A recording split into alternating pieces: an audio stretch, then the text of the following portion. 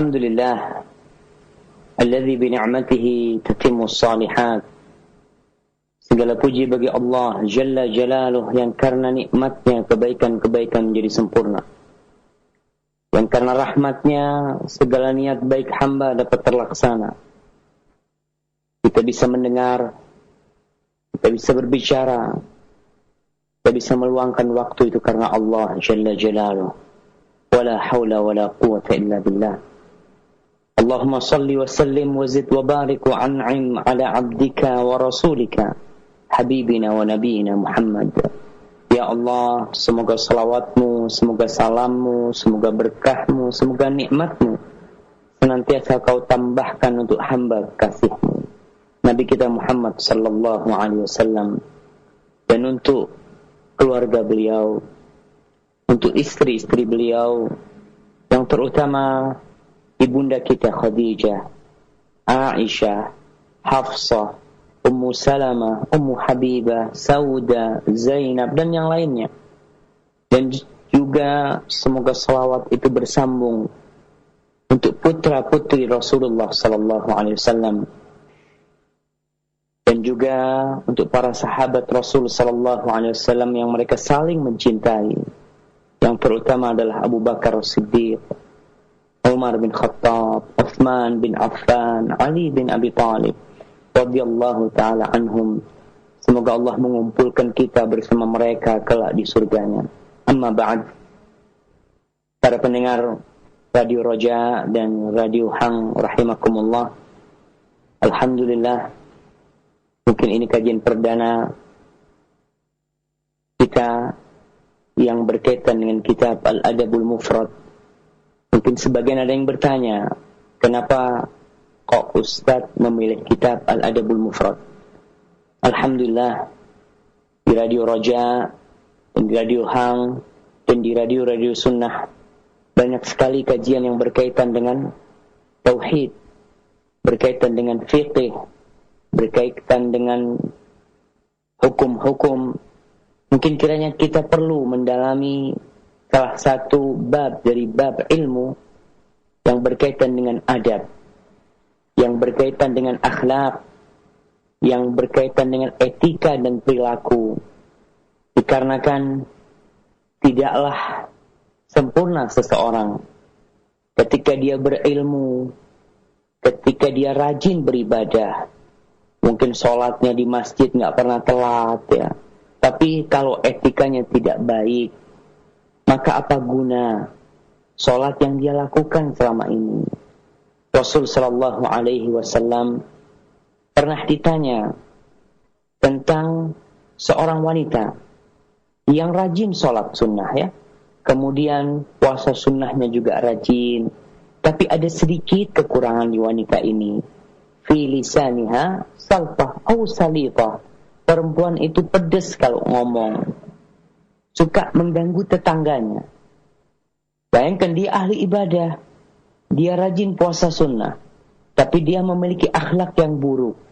Dia tidak menjaga lidahnya, hubungan dia dengan tetangganya tidak harmonis.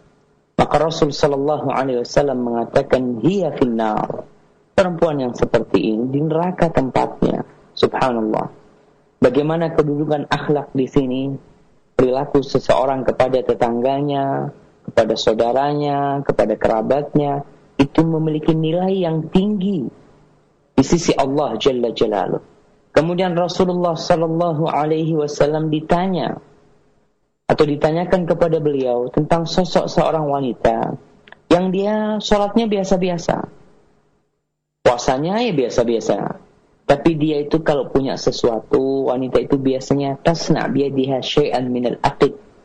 Dia membuat sesuatu dengan apa yang dia miliki, kurma campur sama tepung ya, dia berikan kepada tetangga-tetangganya. Subhanallah. Kita lihat beda antara dua orang ini. Yang satu ahli ibadah tapi akhlaknya buruk, yang kedua biasa-biasa ibadahnya, yang wajib-wajib dia laksanakan, namun dia memiliki kelebihan.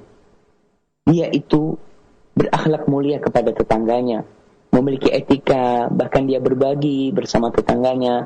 Maka yang seperti ini kata Rasul sallallahu alaihi wasallam, Hiya fil jannah, nih yang seperti ini nih yang tempatnya di surga. Para pendengar rahimakumullah, jadi akhlak ini memiliki kedudukan yang mulia, jangan diremehkan.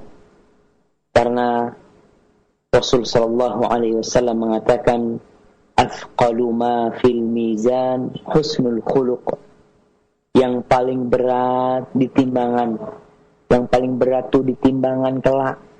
Ketika kita semua dibangkitkan dari kubur kita, ketika semuanya itu berkumpul di padang mahsyar, kemudian mereka ditimbang amalannya, ditimbang kitab kebaikan dan keburukannya, ditimbang dirinya. Rasul sallallahu alaihi wasallam mengatakan, "Athqalu ma fil mizan husnul khuluq." Yang paling berat di timbangan itu adalah akhlak yang mulia, yang tentunya mencakup akhlak kita kepada Allah Sang Pencipta dan akhlak kita kepada hamba-hamba Allah. Al-Imam Bukhari ketika menulis Al-Adabul Mufrad, yang artinya kitab berkaitan dengan adab yang disendirikan, yang tidak berkaitan dengan hukum, yang tidak berkaitan dengan urusan fikih, tidak. Adab yang disendirikan. Karena beliau melihat pentingnya seorang muslim, apalagi seorang yang udah ngaji. Kita ini banyak di antara teman-teman kita, ikhwan-ikhwan kita yang mungkin sudah ngaji, tapi dia punya masalah sama tetangganya, punya masalah sama saudaranya, yang kalau diurut ya, permasalahannya itu di permasalahan akhlak, di permasalahan budi pekerti. Kita lihat bagaimana Rasul sallallahu alaihi wasallam sebelum beliau berdakwah, sebelum jadi nabi nih, beliau itu menunjukkan akhlaknya terlebih dahulu. Bahkan selama 40 tahun beliau hidup bersama kaumnya. Kaumnya tuh kenal dengan Muhammad sallallahu alaihi wasallam. Dia tahu tuh Muhammad Al-Amin. Muhammad tuh orang yang jujur, orang yang baik. Bahkan ketika wahyu pertama turun kepada Rasul sallallahu alaihi wasallam, Iqra, dan Nabi Muhammad sallallahu alaihi wasallam turun dari gua Hira dalam kondisi penuh ketakutan. Beliau khawatir yang datang itu adalah jin. Maka Khadijah radhiyallahu taala anha mengatakan, "Kalla wallahi la yukhzikallahu abada." Sekali-kali tidak, demi Allah, enggak mungkin Allah akan menghinakan dirimu. Dengan didatangi jin, kemudian dia menjadi dukun, enggak mungkin, kata Khadijah. Dari apa Khadijah bisa menyatakan pernyataan tersebut? Sehingga dia bisa menafikan yang datang kepada Nabi itu bukanlah jin. Kenapa? Khadijah mengatakan, "Innaka latasilur rahim." Kau Muhammad, kau itu orang yang berakhlak mulia. Kau itu orang yang baik. Kau itu orang yang suka bersilaturahim. Ini akhlaknya, menyambung silaturahim. Wa taqrib baik. Kau Muhammad adalah sosok seseorang yang memuliakan tamu. Kemudian Khadijah mengatakan, wa tu'inu ala nawaibil haqq, orang yang suka menegakkan kebenaran. Kemudian wa tahmilul kalla wa taksibul ma'dum, kau itu suka membawa beban orang lain, orang yang tidak mampu, kau bantu dia. Al-ma'dum, orang miskin yang enggak punya apa-apa, kau santuni dia. Nih akhlak-akhlak yang disebutkan oleh Khadijah itu sebagai bukti bahwa Muhammad sallallahu alaihi wasallam akan menjadi seorang nabi. Enggak mungkin yang datang itu jin. Maka para pendengar Radio Roja dan Radio Hang ya, kita perlu sekali.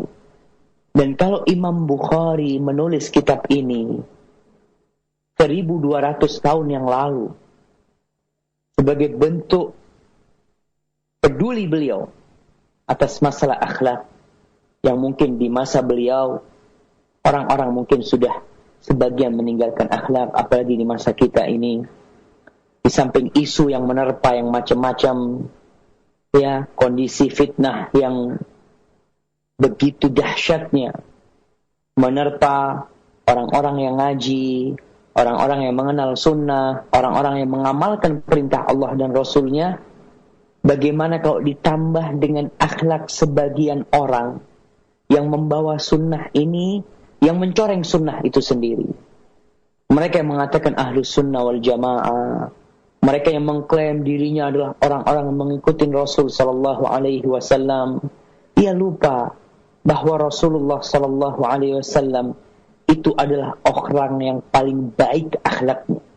Bahkan Allah Jalla Jalaluh mengatakan di surat Nun, wa innaka la'ala khuluqin azim. Kau Muhammad, engkau berada sallallahu alaihi wasallam di atas akhlak yang agung sekali. Subhanallah.